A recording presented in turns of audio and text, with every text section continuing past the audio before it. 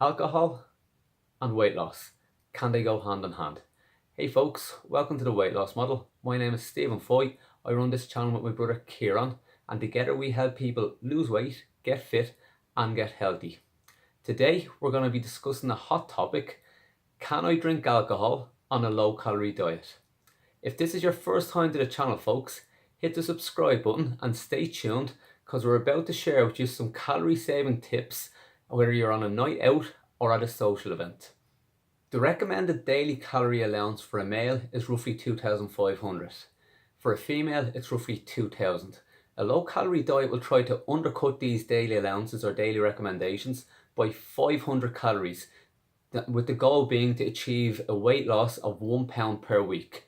So with these caloric margins already very narrow, it can be difficult to try and squeeze in calories in the form of alcohol. So bear in mind folks, fats contain 9 calories per gram. Proteins and carbohydrates contain 4 calories per gram. Alcohol in its purest form contains 7.1 calories per gram. Now the likes of wine or beer will have that calorie content diluted because of the water content in some of these drinks. So to bring us on to the question, can I drink alcohol on a low calorie diet?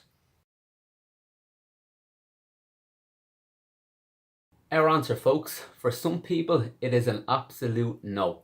However, for others it's a yes with a few caveats.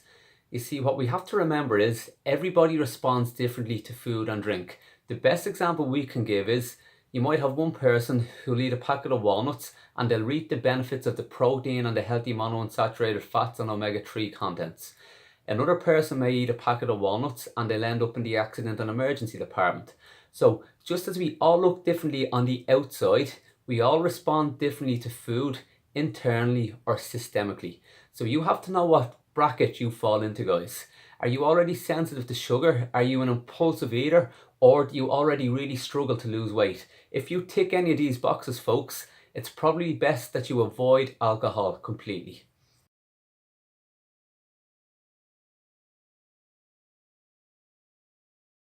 Alcohol is a mood elevator and a psychological disinhibitor. A research paper released in 2016 titled "The Relationship of Alcohol Use to Weight Loss in the Context of Behavioral Weight Loss Treatment" suggests that alcohol consumption can lead to overeating episodes, especially amongst highly impulsive people. This is during and after alcohol consumption. All this means folks is, if you're out on a Saturday night and you have a few drinks, you run the risk of ending up in McDonald's at 3 a.m. in the morning. Then on the Sunday you run the risk of ordering in a Domino's pizza with a big tub of Ben & Jerry's. So what you have to be aware of when you're drinking on a Saturday night or whatever night it is sometimes it's not just the night in question, it's the day after and the day after and the day after that. I know clients that go out on a Saturday night and they don't get their food right until the Wednesday. However, if you do find the thoughts of avoiding alcohol totally unbearable, stay tuned as we have 4 damage control methods coming up. I've worked with loads of clients over the years, and with every client, alcohol has slowed down their weight loss goals. With some, it's even brought their weight loss goals to a total standstill. I've never gotten negative feedback from anybody that's taken alcohol out of their diet.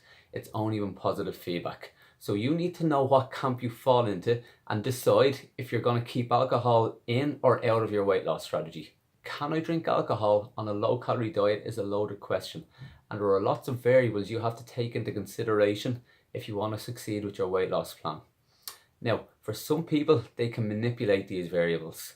So let's skip on through folks, and we'll try and give you some good quality tips on how you can stay on track with your weight loss goals if you do happen to slip up on a Saturday night.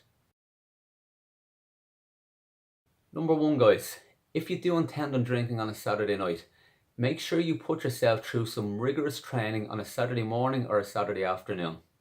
Now the reason we want you to do some rigorous training is it helps promote insulin sensitivity, it helps to burn calories, and it will help to increase your body's metabolic rate for up to 12 hours.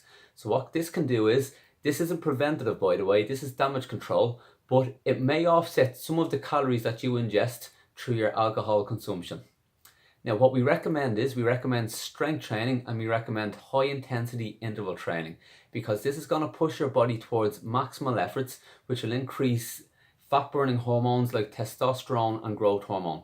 Now these are also metabolically active hormones. So if we want to keep the metabolism up, we elevate these hormones through strength training and high intensity interval training. If you're on a low calorie diet and you're getting most of your energy from carbohydrates, this may not be the best way to improve your body composition because you're still getting little raises in your insulin levels. So what we need to do, folks, is we need to remember a calorie is not always a calorie. A calorie from a carbohydrate and a calorie from a protein can be two very different things. The carbohydrate calories can still promote insulin levels to raise. And remember, insulin is a fat storage hormone or a storage hormone. Whereas a calorie from protein, healthy fats or high fibre carbohydrates won't have that impact on your insulin levels. So what we need you to do, guys, if you're going to be drinking on a Saturday, is during the week we need you to eat some high protein, high fibre, healthy fat meals. Now still watch your calorie intake, but make sure that you get these meals in, because what they'll promote is hormonal balance. So you won't be getting the spikes in insulin. So you'll get hormonal balance and you'll improve your insulin sensitivity. Remember, when you're drinking, folks, alcohol is a carbohydrate and it will raise your insulin levels.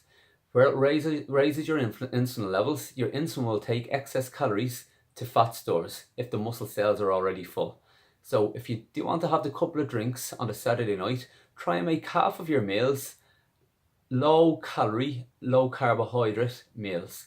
So you'll be eating fish, you'll be eating eggs, you'll be eating lean cuts of meat, and you'll be eating lots of vegetables, maybe with some avocado or some olive oil. Guys, if you like what we're doing, give us a thumbs up, hit the like button and subscribe to the channel. If there's any questions you want answered around weight loss, health and fitness, pop a comment down below and Kieran or myself will do our best to get to you as soon as possible. Now, number 3, guys, on the topic of can I drink alcohol on a low calorie diet? The third thing you have to be aware of is quantity. So remember, a low calorie diet for a male recommends roughly 2,000 calories. A low calorie diet for a female recommends roughly 1,500 calories. Now, if you take into consideration some of the calories contained in a cocktail, they can be up to 33% of the female's recommended daily caloric allowance for weight loss. So the likes of a margarita contains about 450 calories.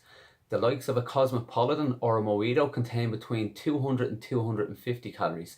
This is roughly 10 to 15% of a female's daily caloric allowance. A pint of Guinness will contain roughly 200 calories.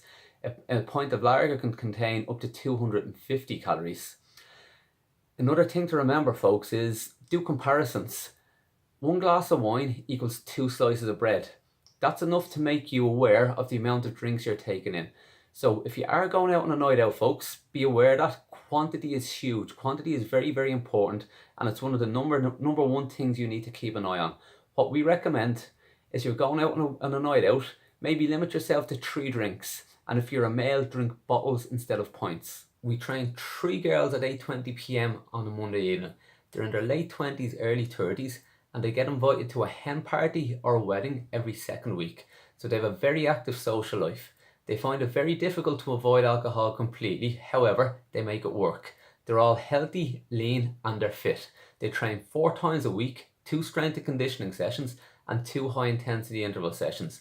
And they get their food right Monday to Friday.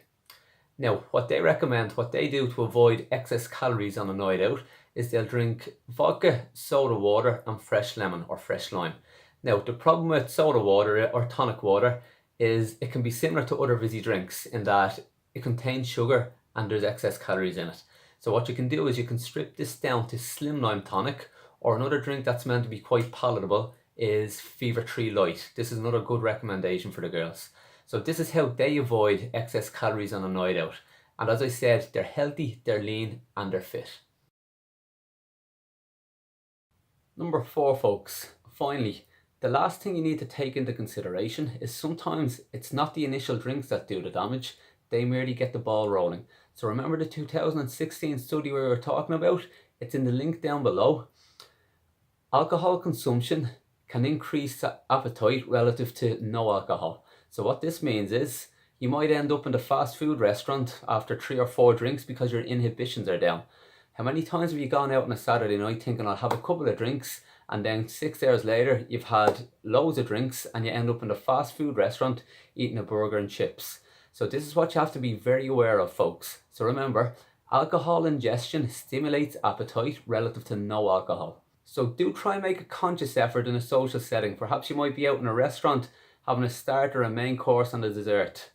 If you find yourself in this situation and you're having a couple of drinks, maybe forgo the starter, forgo the dessert, just have the main course and a glass of wine.